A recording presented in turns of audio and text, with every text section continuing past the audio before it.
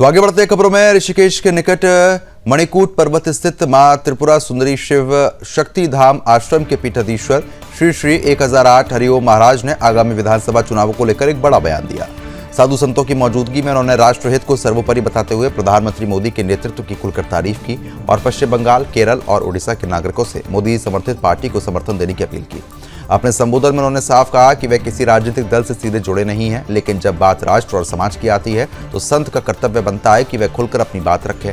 हरिओम महाराज ने अपने असम दौरे का जिक्र करते हुए कहा कि पिछले कुछ वर्षों में वहां सड़कों, धार्मिक स्थलों और विकास कार्यों में बड़ा बदलाव देखने को मिला है, जो देश के लिए प्रेरणादायक है। उन्होंने पूर्वोत्तर राज्यों के विकास को उदाहरण बताते हुए कहा कि प्रधानमंत्री मोदी के नेतृत्व में देश को एक मजबूती मिली है और इसी तरीके से विकास का अन्य राज्यों में भी जाना जरूरी है।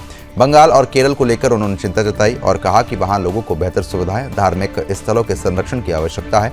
उन्होंने जनता से फिलहाल अपील कर दी है कि अगर वे अपने और देश के विकास को प्राथमिकता देते हैं तो मजबूत और निर्णायक नेतृत्व को चुनना जरूरी है। ये बयान ऐसे समय पर आया है जब कई राज्यों में चुनावी माहौल बन रहा है और राष्ट्रहित को केंद्र में रखकर लोगों से जागरूक मतदान की अपील लगातार हो रही है। देखिए, ना मैं बीजेपी का हूँ ना मैं कांग्रेस का हूँ, लेकिन जहाँ देश राष्ट्र की बात आती है तो वहाँ हर साधु को बोलना चाहिए, क्योंकि साधु का काम समाज से है, समाज के कल्याण के लिए साधु कार्य करता है।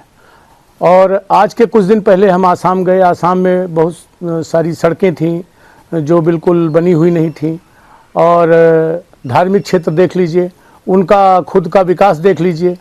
तो मैं देखते हुए गया। आसाम हो, चाहे त्रिपुरा हो, चाहे मेघालय हो, चाहे मिजोरम हो, बंगाल आप देख ही रहे हैं, वहाँ तो बहुत ज़्यादा पीड़ा है, हिंदुओं के साथ बहुत दुर्व्यवहार किया जा रहा है। तो आपको एक योग संयोग से राष्ट्र देवता के रूप में एक अच्छा प्रधानमंत्री महापुरुष मिला हुआ है। तो यदि आप उनके नेतृत्व में सरकार बनाते हैं तो निश्चित रूप से आप अपना विकास करेंगे।